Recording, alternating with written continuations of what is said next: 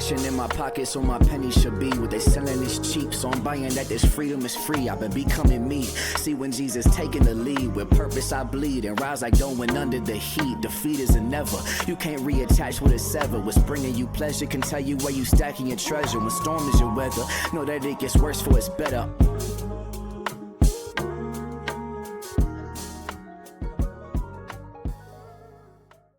Welcome to the Esau Macaulay podcast. I'm your host, Esau Macaulay, and we're joined by our first in-person guest, a regular on the podcast, Justin Giboney. Thanks for coming, Justin. Man, always a pleasure. And I think there's somebody else who's on the podcast too. Oh, producer Yeah, Mike, hey, are you still here? hey, I didn't know. There we go. So, Mike, we had a question as to like whether or not you're going to be co-host. You're co-host for the day. Well, is it today? It's today. Well, that feels like Justin is kind of overshadowed. Yeah, I know. This is a good chance you be co-host. Yeah. So you're co-host for today. And we wanted to open up the podcast by doing a little bit of Holy Sports, a sports corner. Because people who've been following the NBA, the NBA finals are starting at least sometime this week or next week. By the time the podcast comes, it's Thursday, coming out on Thursday when the podcast drops. And it's going to be the Indiana Pacers versus the Oklahoma City Thunder. So I'm going to ask you, have you ever been to Oklahoma City? No, I have not. Have you been to Oklahoma City? Just recently, for the first time, like a month ago. I will confess, I've never been to Oklahoma City. I'm sure for those who are listening, it's a great city. I've been to Indiana a couple of times, but there has been a lot of kind of complaints around whether or not the fact that the two teams in the NBA Finals are going to be a part of large markets, and because they're not a part of large markets, they're part of small markets. Is that going to actually decrease interest? And both of those fan bases in different times have had heartbreaking losses. The Indiana lost in the NBA Finals in the past, and Oklahoma City's lost in the NBA Finals in the past. So I thought before we talked about them, we might ask this question. Do you have a heartbreaking sports moment that you either participated in or you watched as a fan? We'll co-host Mike, also producer Mike, we'll let you go first. It is cruel that on this episode of my celebration, your celebration, you're making me answer this question as a Vikings fan and a Cubs fan. Ooh. We could spend the entire podcast episode talking about my heartbreak. I mean, do you want me to talk about 99 when Gary Anderson missed his first kick of the season in the NFC Championship game? You guys were 15-1 that game. We were 15-1, a 10-point favorite, and choked. Do you want me to talk about in 2001 when the Vikings lost 41-0 to the Giants? Oh, that hurts. Do you want me to talk about 2003, the Bartman game, Cubs losing in game 6 of the NLCS? I can keep going. So, Mike, if you're going to be a co-host. We give a trigger warning? If you're going to be a co-host, when they ask you a question, what's to answer the actual question? Just pick one. If I had to pick one. Pick one of the heartbreaks. Which one is it going to be? It'd be Gary Anderson. Gary Anderson. Yeah. Do you have one that you either played? You play college football, too, at Vandy. Yeah. But also as a fan, is there one that you remember? Anything LeBron did to you? Never from LeBron. Never had any issues with that. I will say, I want to say it was 86, 87 when the Broncos lost in the Super Bowl to the Giants. I want to say that was. Like 2019? It was close. Yeah, you know when you're a little kid, sometimes it's like the end of the world. Yeah. Like they lost. Like there was this whole build-up and we lost. And I woke up the next day, surprisingly, I felt like the world was over. But that was rough. That was rough. I'm going to go with an actual game that I played in, which was attended by, whoever was in Huntsville at the time. But we were in the playoffs my junior year in high school, and we had this star quarterback, a guy named Wayne Matkins, who would go on to start at Mississippi State. We had a star wide receiver, and because of that, we had a lot of college scouts who were at the game. I remember seeing in the weeks leading up to the playoff game, Gene Stallings, who was the coach at Alabama at the time. He was there. I think Philip Fulmer was the coach at Tennessee at the time. So you would just see these people kind of on our campus or at our practices. And so the first game in the playoffs, they had come to see them, but even for those of us who were juniors, we could have a chance to start. And it was actually in that game where I tore 3 ligaments in my knee right before halftime. I never forget, they were pulling me off the field. Like, at first I thought I was going to get up and walk off like a boss, right? Because you never get carried off the field. But I stood up and my leg buckled. But after that, they helped me off the field, and one of a good friend of mine, she was a cheerleader. I saw her crying. I was like, I must really be messed up. And we got cheerleaders crying. Now, hopefully nobody's going to be crying, but here's the, do you actually think that it matters where a team plays as it relates to interest? Would you watch are you going to watch the small market NBA finals? I might like if it goes to like game 6 or game 7. Oh, so you are you're a big market snob. But the only reason I would have watched it if the Knicks would have won is those fans were going nuts. Like I follow Rich Villodas on Twitter, and I was like living vicariously through his highs and lows as he was live tweeting these games. And the fact that they like mobbed the streets after just winning. You don't think they're going to be outside in like it would have Indiana? Well, I mean, Indiana Hive, I want y'all to come and get them. Are you going to watch the NBA? Yeah, I'm definitely going to watch it. That doesn't matter to me. I know it matters to the bottom line. And there are a lot of people that chase like the big markets. Like I have friends who are like from Alabama that are huge Lakers fans. Oh, really? And it's like the only reason that you could be a huge Lakers. He asked for this one, right? He did. Right before the show, he was talking. I'm looking at that thing. I'm like, you don't even know what's coming. Like Justin, would you say the only way you could be a Lakers fan is if you're just a bandwagon? That you want to be a part of a big market, and you're part of something that's smaller, and you want to be a part of something that's bigger. Yeah. And so you grasp onto that and have bobbleheads. Probably just in making front up of for you and other all that deep stuff. insecurities in your own life as well. But thank you for that alley-oop. When I heard that, I was like, "Oh, this is perfect." I don't even know what to say. Carry on. I was not even expecting to get double teamed here, but I do think that this idea. And I'm just a LeBron fan. It's not because I was actually a LeBron fan when he was in Cleveland. Is he in the finals? No, he's not. He's playing, resting. Right? He's 41 years old. He's resting. He's not resting because I just saw a video of him like jumping around dancing. He's a broken knee. He's taking a spiritual rest, is what I was trying to say. But anyways, what I was trying to get at is that as I was listening to that, I was thinking about how often in the church we have kind of a similar idea as to we think that the most important things that God is up to are in major cities. Mm-hmm. So who gets to write a book? Who gets to be on the conference circuit? It's the person who planted and grew a church in a major city. No shade to Tim Keller, right? I love Tim Keller. One of the things that made Tim Keller so interesting to us is that he planted Redeemer in New York City. I'm not sure if he had planted Redeemer in the western suburbs of Chicago, we'd have felt the exact same way. And so there is this sense that we chase platform and influence, and it can sometimes feel like churches in rural communities and churches even in the suburbs sometimes struggle to attract talented clergy. Now, you're in town actually for a particular reason. And what has you in this area right now? You were talking about it before the podcast? So I'm in Illinois generally because my grandfather, who's passed away, Bishop Thomas Lee Cooper, got a street dedicated in his name. And so I was down there. I preached the sermon. Where is this located? Decatur, Illinois. Decatur, Illinois. Yeah. And so Decatur, Central Illinois. How many people are in Decatur, Illinois? I don't know. I'd have to look. But it's definitely a small church. But he spent most of his life in a small church, his entire life doing civil rights advocacy, off the beaten path. And for the people who were there in that community, it was a significant influence on them. The pastor who had a tremendous influence on me, if I've written or done anything that's useful to the wider body of Christ, it's because there was a pastor in Huntsville, Alabama named Oscar Montgomery who preached the gospel to me every Sunday. There were Sunday school teachers who taught me the scriptures as a kid.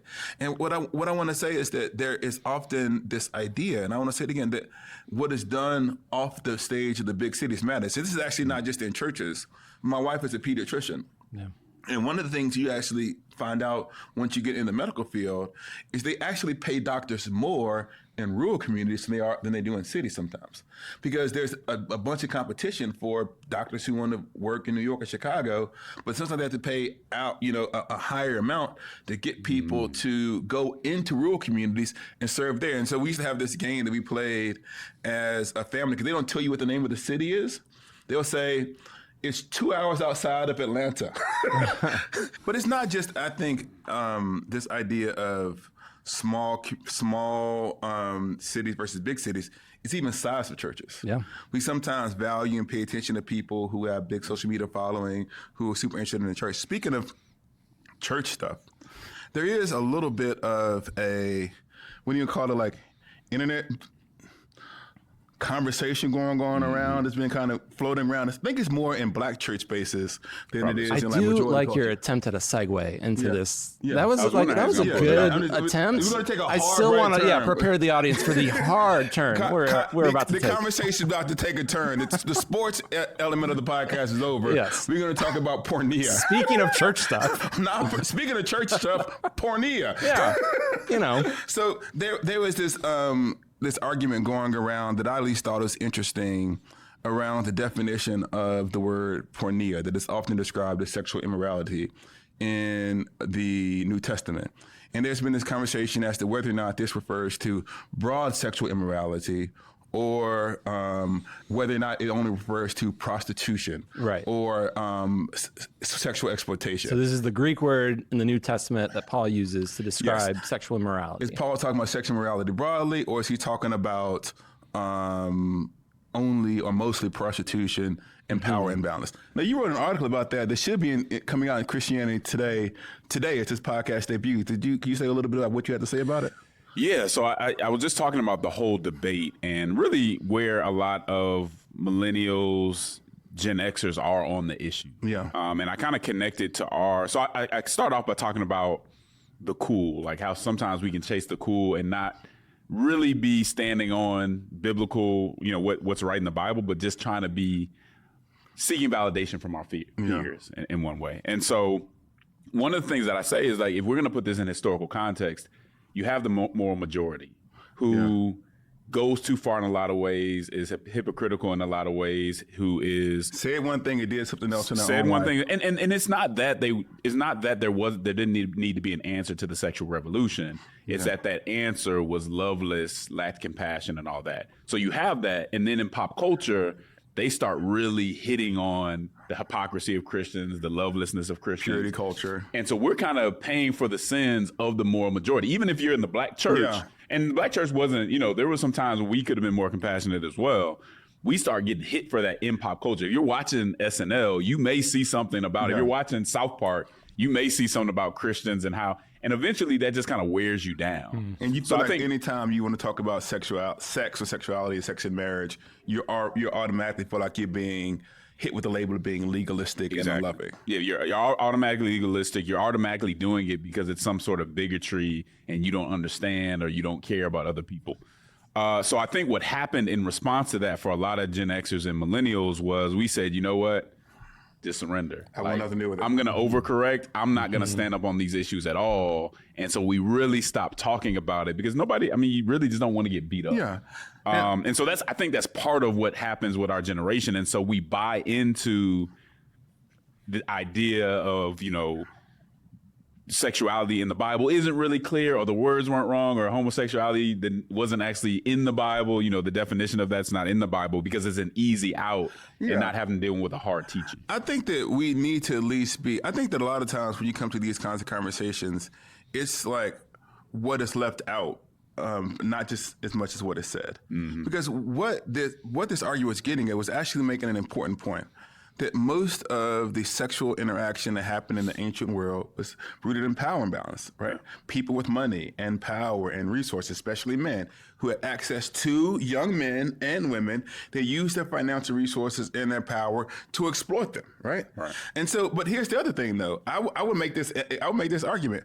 We're sitting in the middle of right now an unfolding Diddy trial, where he had money and power and resources, and he used that money and his power and his resources to exploit tons of people. And it to me, can I prepare the meal? Can I cook for a second? It boggles the mind as a professor, right? How it is not illegal in the United States for professors in any college to have relationships with their students. And so when you talk about sexual harassment in businesses, when you talk about what happens in higher education, when you talk about what happens when you have money and resources, actually you might be willing to say something like, a lot of the relationships that are existing today are rooted in power and balance. And so the idea that the New Testament speaks against that kind of sexual activity is actually true. Yes, the New Testament does say that people who use their power and resources to exploit other people, that is not a part of God's will. The question is that all that the New Testament has to say? Or does the New Testament actually have something to say beyond that? Was it possible for what we might call consenting adults to sin sexually? Or is it possible for both people in a relationship to be doing wrong? And the answer to that simply is yes. In the New Testament, it is clearly possible for people to engage in sexual activity that Paul or other people would consider sin outside of exploitative context. If I can allow, can I do my Bible? Can I go full Bible for a second? Professor Esau, let's do it. Yes. This is in Matthew 5:32, and this is a famous one. He says, I tell you that anyone who divorces his wife except for sexual immorality makes her a victim of adultery. And anyone who marries a divorced woman commits adultery. Let's just put aside what the divorce stuff is. We're not talking about divorce right now. But when Paul says that anyone who divorces his wife except for sexual immorality, or Matthew says it, he clearly doesn't mean unless your wife becomes a prostitute. He seems to have a pretty broad category. The same thing you see in 1 Corinthians chapter 5, verse 1. It is actually reported that there is sexual immorality among you that not even the pagans tolerate, a man to sleep with his father's wife. Porneia, sexual immorality. In that context, it is just like a broad, like it's not about prostitution. And we could go through a variety of texts. The other one I think is really important is when they have the meeting in Acts 15 and they have a decision as to what to do about the inclusion of the Gentiles. And he says, we want you to do two things: avoid food sacrificed to idols and flee sexual immorality. And in that context, it simply means a broad category of behavior. There actually isn't a dictionary that you can kind of look at in the standard biblical studies world that doesn't actually define porneia as generally illicit sexual activity. Yeah. And so as it relates to me, the meaning of these texts, I think it's pretty clear. But I want to at least say this last thing, and then maybe I invite you guys back into the conversation. What they're trying to get at is that being in the modern culture with delayed dating and marriage is complicated. And it's hard, and the people are lonely, and that we perceive that Christians are putting unrealistic burdens on people. But I think that what the Christian sexual ethic was actually trying to do is prevent exploitation. And that exploitation can come in a variety of ways that aren't simply rooted in power. And so at least I think that's what he's trying to get at, but I could be wrong. I don't know if I left anything out. I think it's exploitation and carnality. I think that argument on its face, if you look at the rest of the ethic in the Bible, just doesn't make sense. Like, the Bible is not telling you it's okay to be self-indulgent. In fact, love is more about self-sacrifice than it is having anything to do with self-indulgence. And so I think that was the type of argument, when you hear this in sermons and things of that nature, that's the type of argument that you believe if you want to believe it. Yeah. Right? Because if you're looking at the whole Bible, that's just stuff to believe. And just one more thing, the consent thing, that's a ideologically progressive justification or penance. That's not biblical. Yeah. Like, nothing in the Bible says if two people consent to doing something wrong, it's okay. Yeah. And so it's just interesting to see when people are preaching how they use things like consent that are purely ideological. Yeah. And not that consent never matters, but they're purely ideological, and they try to kind of implant it into the Bible. Yeah, I mean, I'll say this. Having been a pastor, and still pastoring right now unless they fire me, is I have dealt with the aftermath of relationships, like having people come to me that were consensual. Yep. And that the people, and oftentimes, I'm being honest, it's the woman who feels lied to, or like he made promises, he said he was going to marry me, or even like he got me to drink more than I felt comfortable with. And even though what consent does not counsel out the possibility of exploitation. Right. And we actually talked about upstairs, there's this woman wrote this book called Rethinking Consent, I think it's by Christina Embry. And she talked about like some of the implications of hookup culture. And so I think that what is motivating some people is this idea that we want to make life easier for people, or make Christianity more livable for people.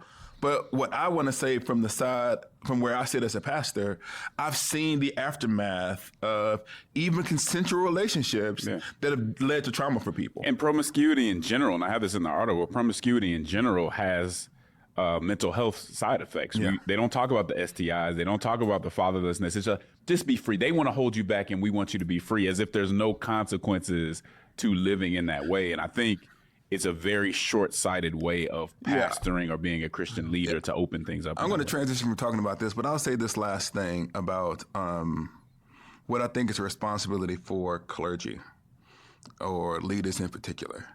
I think it's very easy in this culture where Christianity is rightfully getting a reckoning for the things that we've done wrong. And people are upset, and the idea that the church has been lying to you and exploiting you, and then you tie that to kind of Trump and politics and these other things, and it creates this narrative of amen. But some of this stuff that we're now tying to evangelicalism and Trumpism is actually like the same old progressivism from a different generation. It's just been repackaged and put into that context.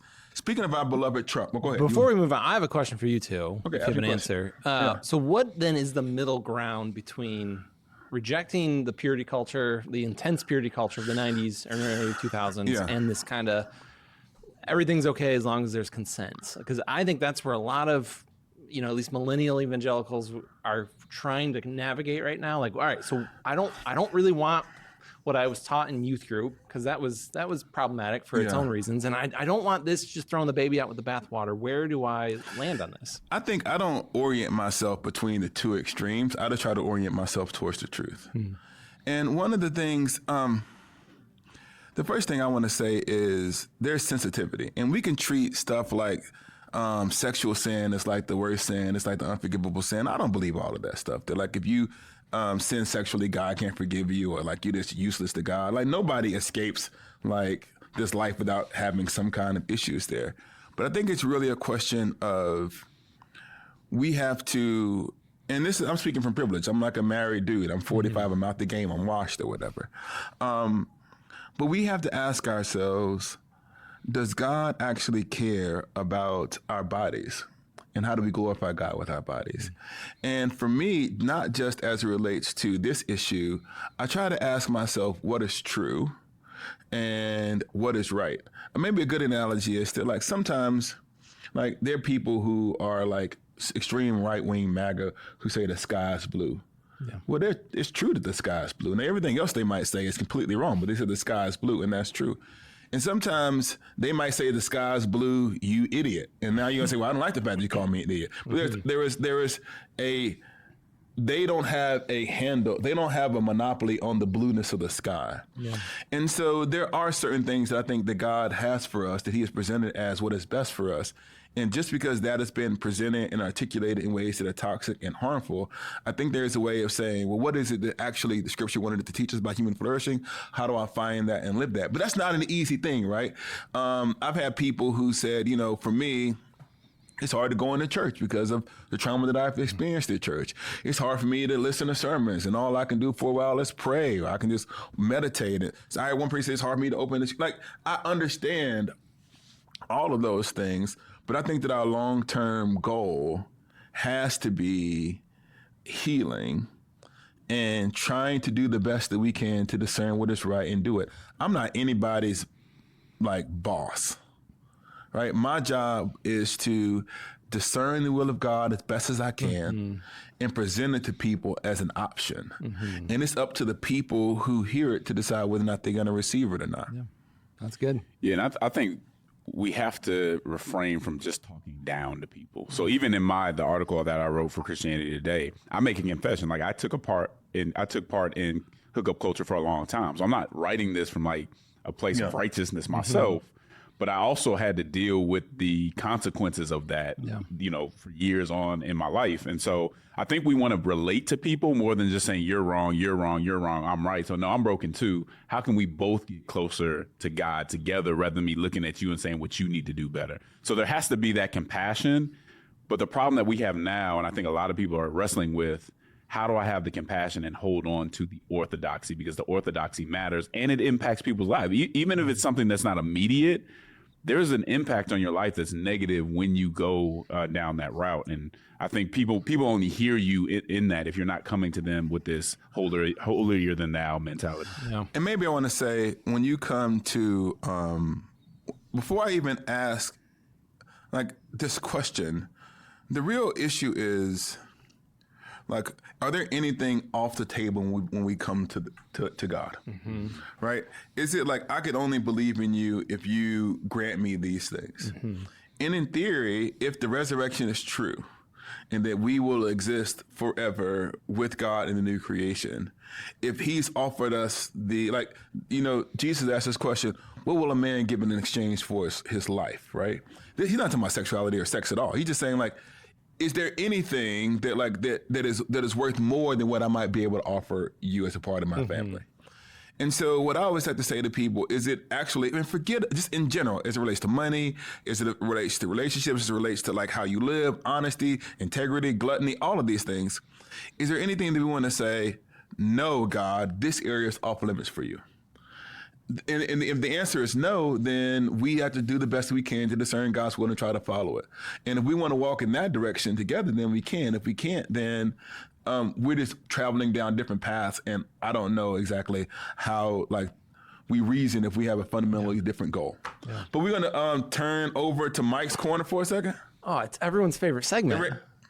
I have heard that. I did see. People are talking. So. I did see this thing online that almost made me take away your microphone. Ooh, what'd you see? I posted a picture of me because there's merch now. Yeah, there's merch. Picture of me sounds weird.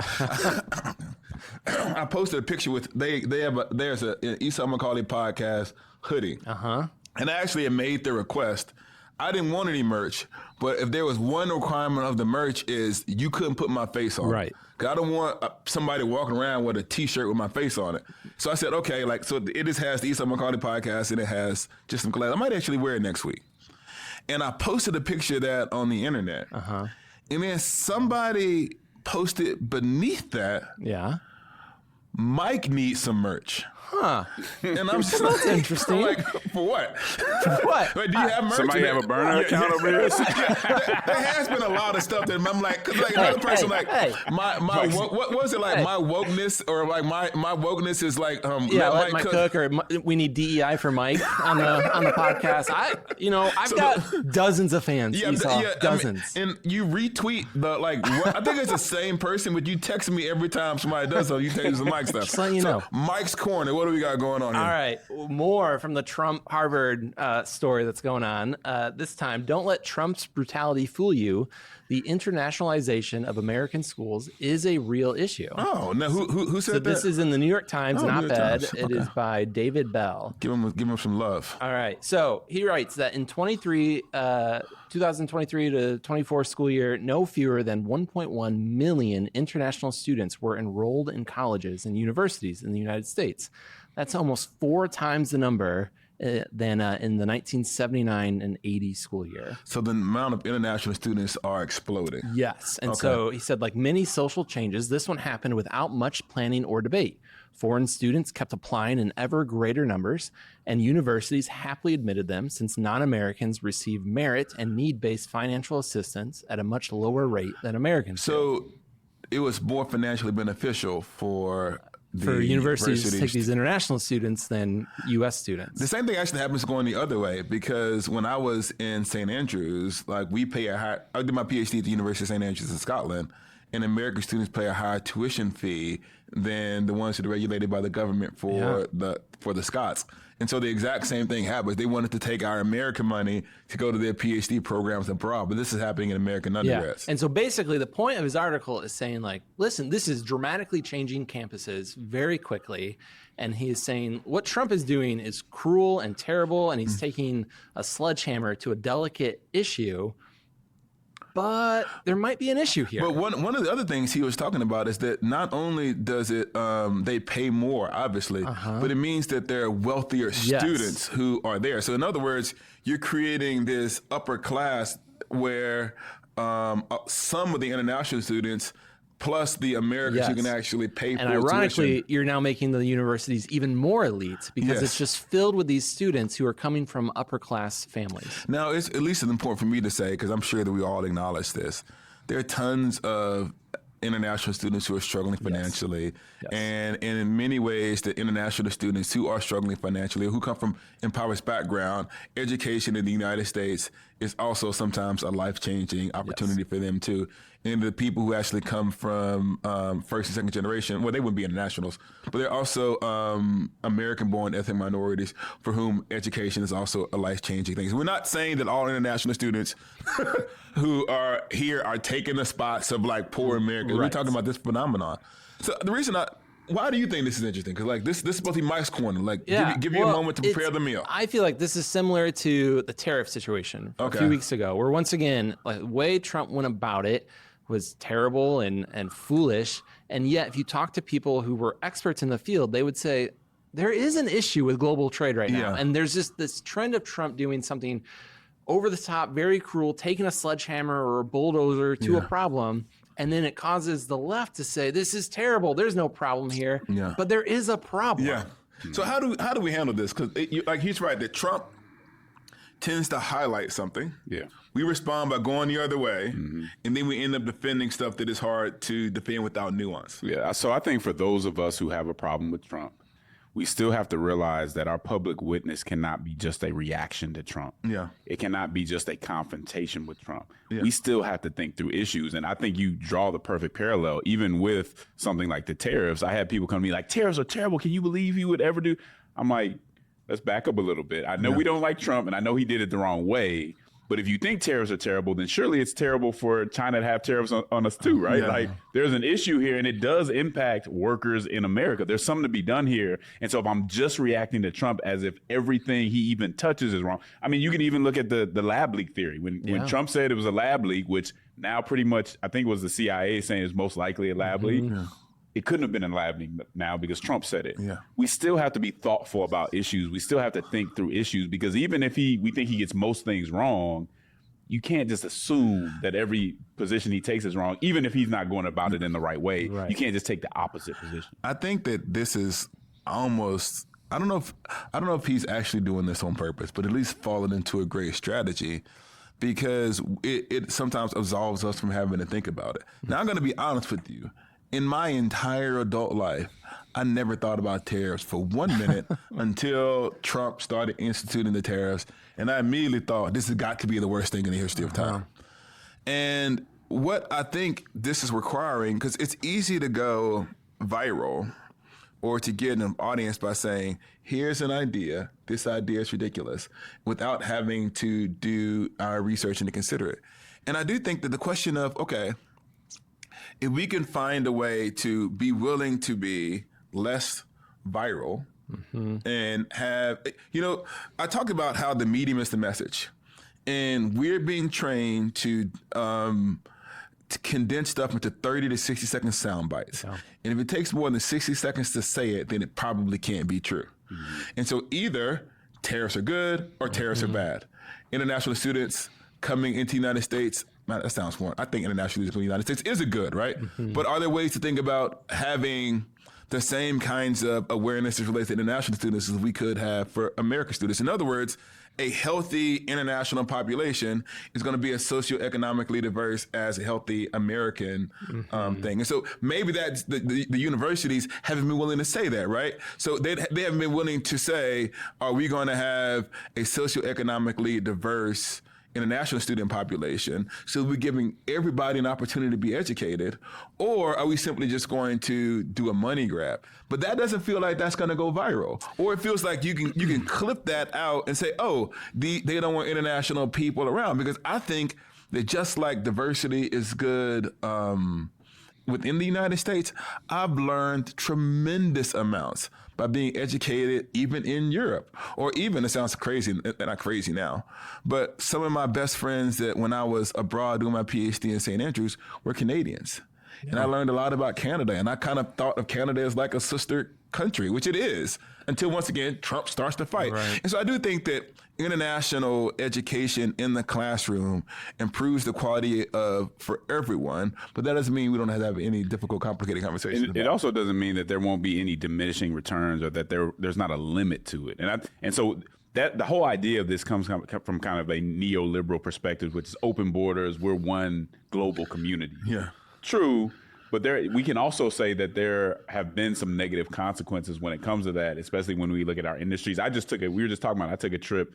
Basically, I've been through almost all of Illinois, right, from the bottom all the way to the top now.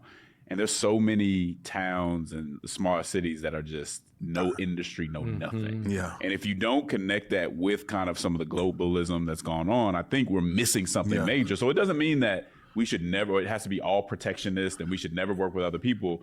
But is there a point where it actually isn't as positive? And if we don't look for that, if we just assume that it's always good, we're not thinking through, and we're allowing a lot of people to be hurt too. Yeah, I just think we have to get out of this habit of seeing everything as black or white. The world is incredibly complex and complicated. You don't like black people in this. Oh no. I'm sorry, go Mike's ahead. corner is canceled. Okay, so no, you were saying everything's black and white. That the world is incredibly complicated, and the more you dive into an issue, the more you realize, oh, this isn't as simple as I initially thought. Yeah. And if we could approach these issues with more curiosity, more patience, because listen, when you get into that argument with your Trump-loving family member, if you approach every topic as I'm against this because Trump is for it, well, it doesn't take much then for your argument to be undermined. And here's why I think this is important, and it relates to what we want to get to at the top of the podcast. Even when we say I've never been to Oklahoma City, or I don't go to wherever very often, we think just because we're not paying attention to that place, there are people who are living real lives there, and that we can't. It's hard to get clergy there. It's hard to get doctors there. There is a part of America where it is flyover, and so that sometimes people can perceive it as not worthy of our attention. And even if Donald Trump is using that neglect to manipulate and stir up anger, it is to me insufficient to simply dismiss that, but to ask the question: do I care at all about what is happening in like these rural communities where there, like you said, there are no jobs? But here's the other thing I want to ask about this. What do we do then? Do we just simply say, hey, we want to have less international students? Because I'm going to be honest. My whole thing, and this sounds like maybe fake piety, I like the kingdom of God. And so I'm like, okay, if you want to come to America and that gives us a chance to get to know people, maybe they get to know our community, find something about Jesus. And a lot of them who come over are Christians too. But if we have an opportunity to bring people here to increase their economic well-being, to then send them back to their countries of residence where they are better educated and better equipped to make a life for themselves, maybe it's just true for me to say, I am not just dispositionally America first or protectionist at all. But and so am I incorrect in kind of being? But here's like, the thing. You know what I mean? Are we saying that they're taking, I mean, I don't know the percentages, so I don't really have the answer. Yeah. But it seemed like some of this was self-interested by the universities too. Like they want to paint it like this was charity and all that. No, these people pay the full amount. They have money, right? I'm saying all that stuff. So if you look at it that way, are we really just pulling people out of like the depths of poverty and picking them up and bringing them here? And while we're not doing that, who is closer to home that we could be helping? There is a great line in this article. While foreign students bring one sort of diversity to U.S. universities, it may not be as great as the diversity provided by Americans of different social backgrounds.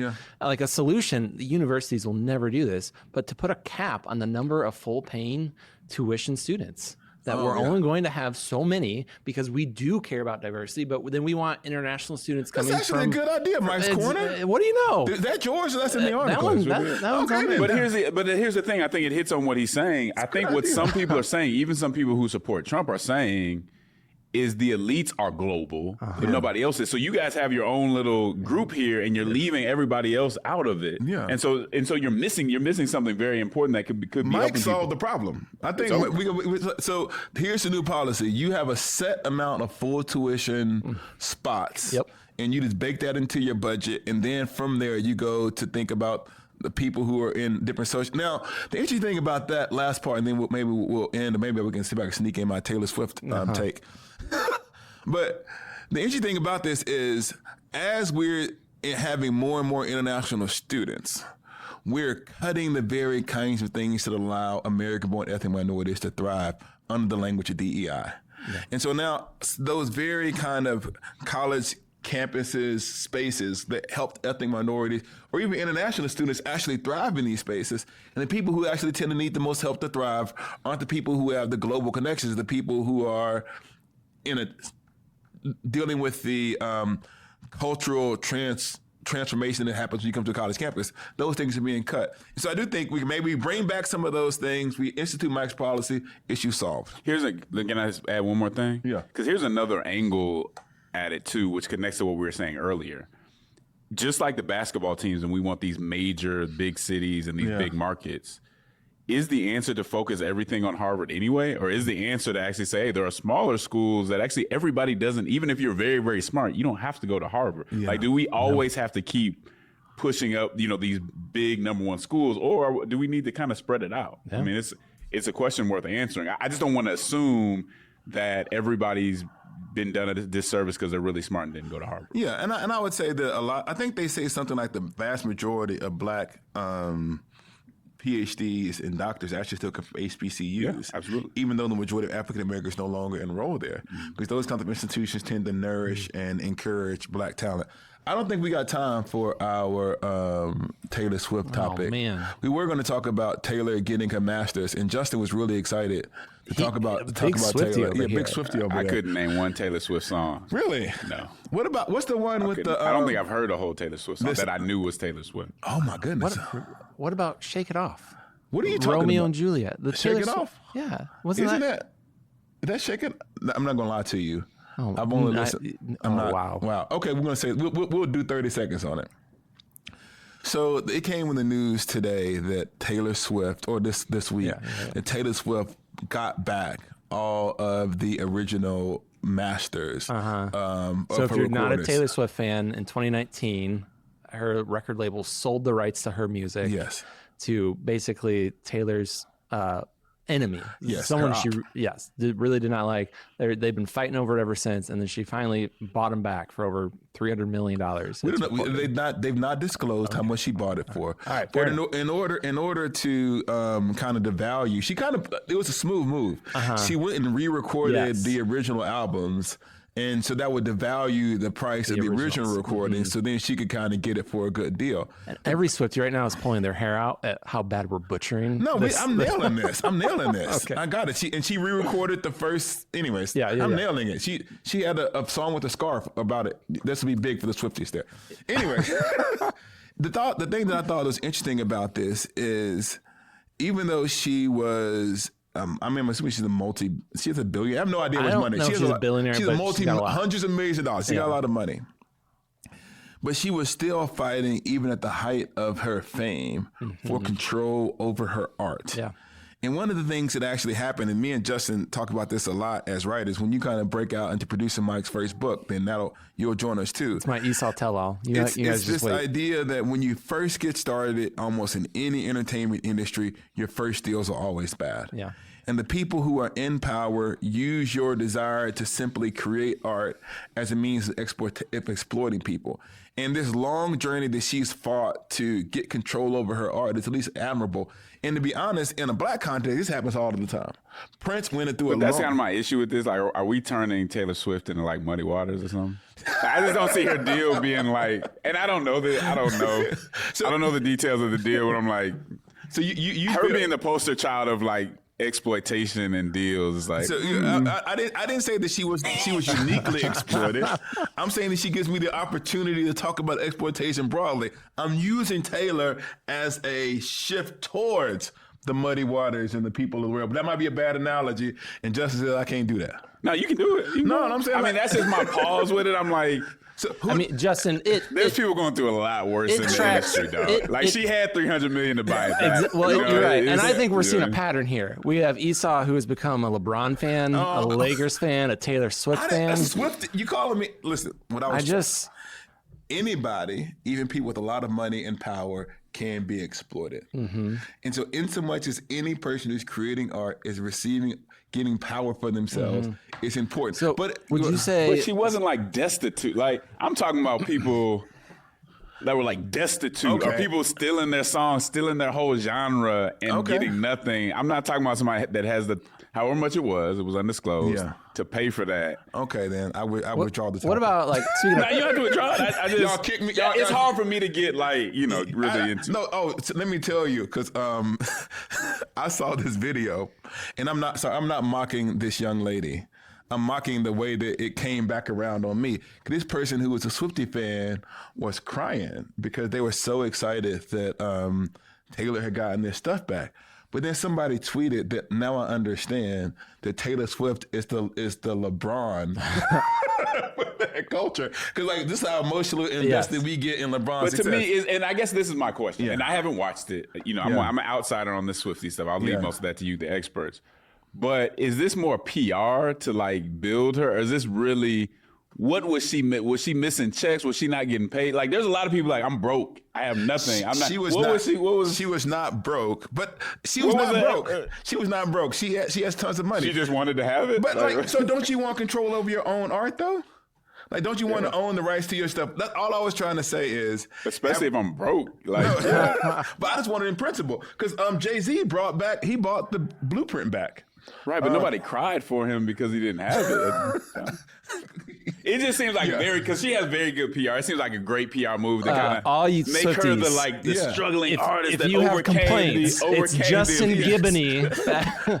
Send your complaints. Justin has said, Taylor Swift, I don't care about your 6 albums. I don't know. I'm just, this whole time I'm realizing, man, I can relate to Taylor Swift. Having someone with all the power, moving the goalposts constantly, keeping the little guy down. I feel you, Taylor. All right? Then. Never mind Taylor Swift. We will not use you as an analogy for anything. We will end the podcast by saying, if you have $1 billion, you get no sympathy from us. Is that fair to say? I wouldn't say that, but not over. Not over. Okay. Well, then shout out to all of the people who are creating art and getting exploited. Unless you have too much money, then we're going to kick you to the side. But if you are an exploited artist, have a great PR team, we care about you, and we will support you here on the Esau McCauley Podcast. Thank you for listening. The Esau McCauley Podcast is a production of Holy Post Media, produced by Mike Stay Low, Stray Low. If you know, now you know. Edited by Seth Gorvet, like a Corvette. Music by Rob Knorr. Make sure to follow the show wherever you get your podcast and leave a review so more people can find it. See you next time. I'm out. I'm penning these letters with prayers they can aid your endeavors. It's clever benevolence, tasted it, wrestle with, still wrestling. Touch my side and it crushed my pride and told me I'm blessed within. Receive a Christian platitude with gratitude, but in the saddest news I live in doesn't add up to the Beatitudes. Catch me in the catacombs, chiefing like they Pat Mahomes, catching bullets, tackle foes, running plays, defending zones. Field got them doing football numbers, only half is grown. He was acting grown.